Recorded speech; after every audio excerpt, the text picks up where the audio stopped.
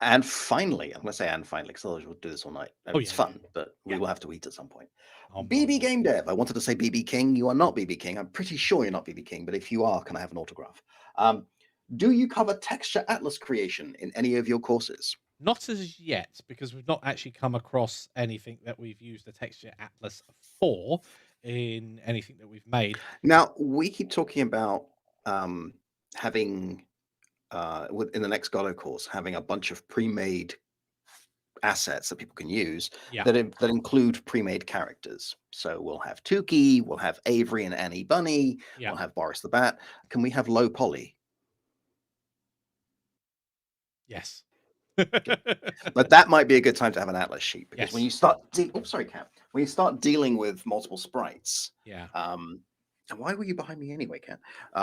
It's just more efficient than loading in a whole bunch of textures. Mm. Yes, and going back to our previous comment that you can it will vary depending on the platform you're producing for, whether or not you need smaller sets or larger sets. Obviously, there's a great example that I love using. Imagine you've got a matchbox and you need to move the matchbox with all of the files in it from one place to another. Typically, it's a larger container and it can just be moved very quickly. However, if I asked you to move all of those matches individually from one space to another, i.e., the transfer of data, whether it's going into RAM or the graphics card, if you've got to move a lot of smaller things, it can actually take longer than just moving one big thing.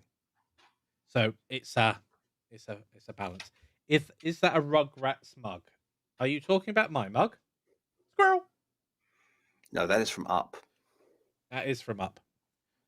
I Although I've not watched the Rugrats show, but I have watched the Rugrats movie, and it was kind of amazing. And then I rewatched it 10 years later, and it was still kind of amazing. I haven't watched it in the last 5 years, but it's a good movie.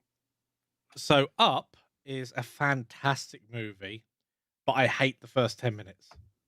I mean, the Blub. first 10 minutes are fantastic. They're just really Sad. sad. Yeah, right. It's just like, but that's a classic trope in a lot of Disney films. Make everybody feel sad, Yeah. and then the rest of the film is just happy.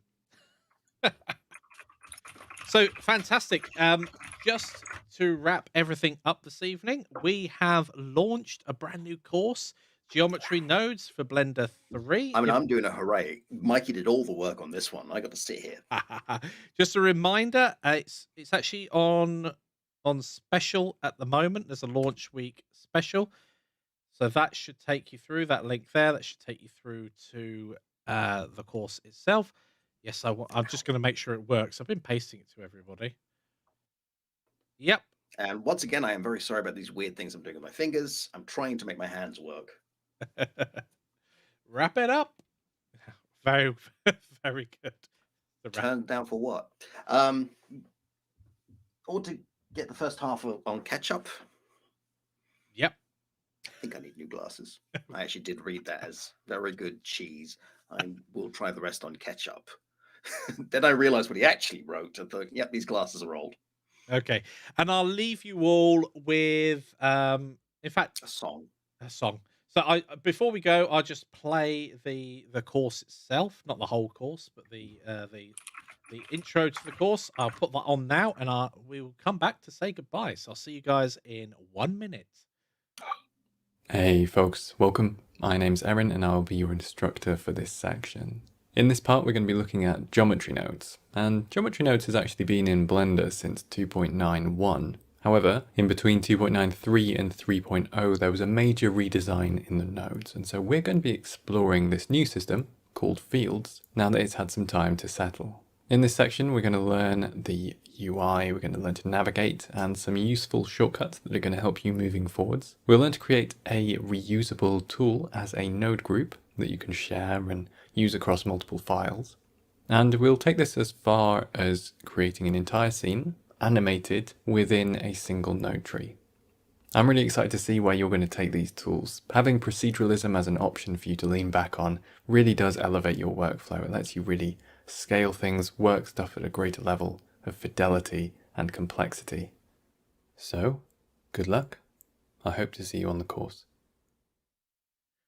Okay, fantastic. Now, just to let everybody know that if you have the original course, you get this for free.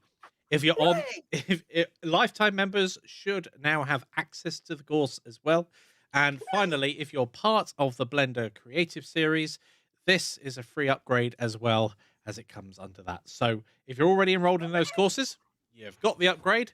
Go and take it and see what you can make. It's slightly different. The first part of it is definitely going over the same stuff that the original course went over, and obviously is with Blender 3.3 because a lot's changed.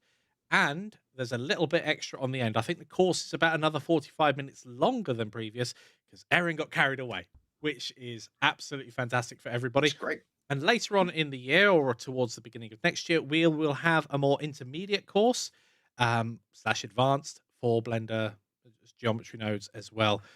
Erin's really pulled it off brilliant with this one, and I'm looking forward to the advanced stuff as well. But we need this Awesome. basic course in place so you guys can level up with your geometry nodes. Very nice. Yeah. So yeah, I think that wraps up. Mikey, well done. Very nice work. Erin shrunk. That does look nice. It does. I'm still in awe of what geometry nodes can do. I think it's a fantastic addition to the workflow you can have in Blender. Yes, Jenny. Got to do all the courses. And remember to share your work over on our Discord as well. Yes. And remember, buy the course like 6 or 7 times.